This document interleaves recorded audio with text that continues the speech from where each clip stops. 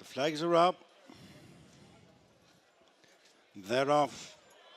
7 furlongs to go in the Darley Irish EBF Brownstown Stakes. It's a Group 3. It's Zarinsk leading Sagamia, followed by Maybe Just Maybe. On the inside is Fairyhouse in mid-division in the dark green and white colours. American Sonia, blue cap of Dame Kitty. Nelda the Maiden is one behind, and that is the Blinker Beginnings. 5.5 furlongs to go. The leader is Zarinsk by less than a length to Maybe Just Maybe, tracked on the inside by Sagamia. Moving into 4th place, American Sonia, Longchamp listed winner last time, and they're followed by Fairyhouse, her stable companion Dame Kitty next, and then Nelda with the back marker Beginnings. Coming up to the halfway stage, it's Zarinsk and Colin Keane in the lead from Maybe Just Maybe and Ben Cohen. In 3rd place, Sagamia and Nathan Cross. American Sonia is ridden along to try and close for Dylan Brown McMonigal as they straighten on up with 2.5 furlongs to go in the Darley EBF Brownstown Stakes. It's Zarinsk in the lead and kicks on from Sagamia, Maybe Just Maybe, then American Sonia. Behind them is Fairyhouse on the inside of Dame Kitty. Nelden Beginnings racing to the final furlong, and it's Zarinsk the one to catch from Sagamia. American Sonia runs on into 3rd ahead of Maybe Just Maybe. From last running on is Beginnings, but it's Zarinsk all the way is going to further enhance Ger Lyons' fine record in the Brownstown. 2nd, Sagamia, American Sonia 3rd, and 4th was Beginnings. And Keane's just landed the feature event, and Zarinsk for his boss, Ger Lyons. Well done, good performance, a really likeable filly who's on the upgrades and more improvement, I think they come. I think so, Kev, yeah. Maybe France, maybe the ground was a bit quick and maybe I was trying to be a bit clever, maybe I went a bit slow on her. She's, I won't say aggressive, but she's generous. She pings the gate, and I was probably trying to dictate it too much, and over there, they probably know how to spin better than we do. But no, today she's very straightforward, pings the gates, try and get it to breathe her into her when you can, and you let her roll on from the bottom straight and she keeps finding. Was there a slight concern coming here about the ground? I know the ground's on the easy side, but you didn't want it to dry up much more, I'd say? We didn't want it, we don't think she's ground dependent as such, but she seems to be very effective on slow ground. But no, it's lovely, it's just on the slow side of going, it's safe, and she's handled it well. And she's a great attitude, and do you feel, it looks to us that there could be more improvement to come from her? Do you feel the same? I think so. I think I think turning tracks are key for the way she races, the way you can get a breather into her and the way she can kick again. But no, hopefully with time, she's a filly from the start. She was only a shell at the start of the year to what she is now, so only in time she's only going to keep improving, I think. Great stuff. 3 more races to come. Lusk, Gobi Star, Gobi Desert, is it? And Chica Power in the last. Lust, he's been off for a while. Ground is as quick as he wants it, but it's safe. He'll improve from today. Whatever he does will be a bonus. Gobi Star, he's a horse. He's been creeping down the weights. For Pat, he's won over 5 and 6. He hasn't won over 7 yet, but Pat's horses are in good nick. And Chica Power was a good winner in Cork the last day, and she's won around in Dock. She's fairly versatile, so hopefully one of them could draw for us. Good stuff, well. Thank you, Kev. Yes, Ger Lyons joins me now after winning yet another Brownstown Stakes, a feature event of the evening with Zarinsk. Well done. She's a really likeable filly, and a very good filly, most importantly. Yeah, pleasure to have. Makes the job very easy when you have horses like that. They've been few and far between this summer, but she's held her own all summer, and it's very, very important.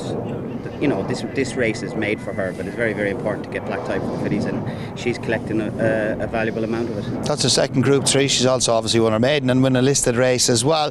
Just Colin was saying to me on the way back in there, just things didn't really go to plan the last day. The ground's probably quick enough for her in France the last day. Maybe, yeah. Listen, France is a strange place, hence I don't have plenty of runners over there. It's you know, you think like if Colin got to walk the dog, as they say over there, like he did here, and they still zoom past you. So it's not a code of racing that I'm au fait with, you know, and I just can't get my head around it at the minute. But a very good horse won the race, and she was unlucky just to get run out for 3rd, which was the object of the exercise. But we tried and we failed. Came back here. I don't think she wants extremes ground, whether it be heavy or firm. But she's, as I said, the yard is 12 miles out the road, so this makes sense. And then we've Leopardstown 45 minutes up the road for Champions Weekend, and we'll have a couple of entries there, and it'd be nice just to end the year in a high with her. But it would be lovely to get her a bit of Group 2 and a bit of Group 1 placing if we could. Obviously she's in the Matron Stakes, Group 1 Champions Weekend. Are you thinking about the Boomerang? Yes, the Group 2, yeah. Well, 7 is her gift. You know, that's where she's at her best, around the bend. But that's against the boys and everything. And I mean, listen, I talked about Barry and we talk to the family and we'll be pointed in the right direction. But she never lets me down, so she's a lovely filly to have, and I wish I had more of her. And physically, to look at her, she's a filly who's thriving, isn't she? Yeah, she came, funny enough, she thrived from France. She put on weight, I think she put on 20 kilos after a trip to France, which is amazing, because I was a little bit worried that you leave this race behind you by doing that, but it was the opposite. She loved it and loved the trip, and Andrew Duff brought her down, and it was a great experience for her, and as I said, she thrived on the trip, came back and she's after winning, that's the benefit of it. And more than likely we won't see her between now and Champions Weekend. She does hold an entry in the Minstrel Stakes as well, doesn't she, at the Curragh? That'd be Group 2. I don't know the date of that. Again, it's for the boys, but it's important. The Group 2 entries are important just to try and get the box ticked. And if she's well and she's fit and everything points for her, it's an option.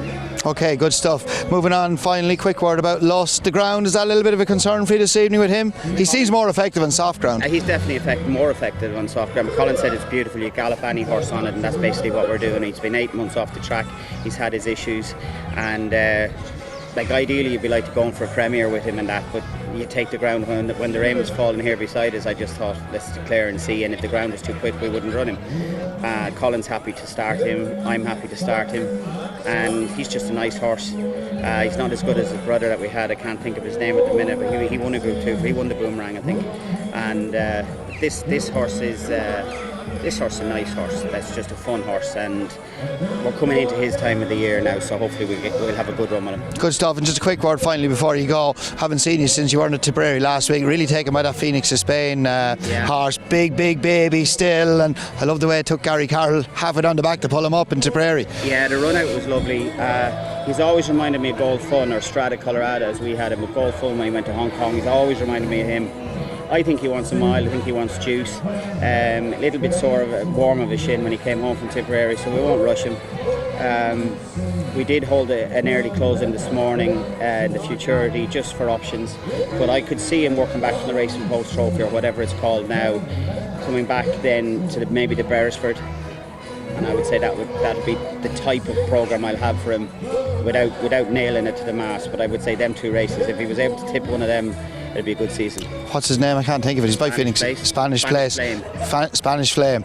And maybe that's why he hung slightly off the bend. He might have just been feeling that shin maybe. Well, he didn't. He fell around Roscommon as well. He's a big unit and he's as green as grass. So I mean, we had to. That was a lovely race for him rather than going straight into a stake, because he's as raw still, and he comes home from the race and he wants to run the next day. He's one of those horses.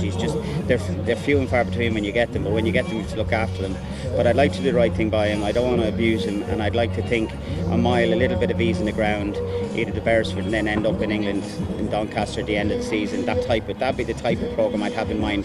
But that's here and now. That can change. Yeah, he's a smart call. He's an exciting horse to look forward to for the rest of the season. Ger, many thanks. Well done today. Best of luck with Lust. Cheers, Kevin. Watch live racing now on racingtv.com.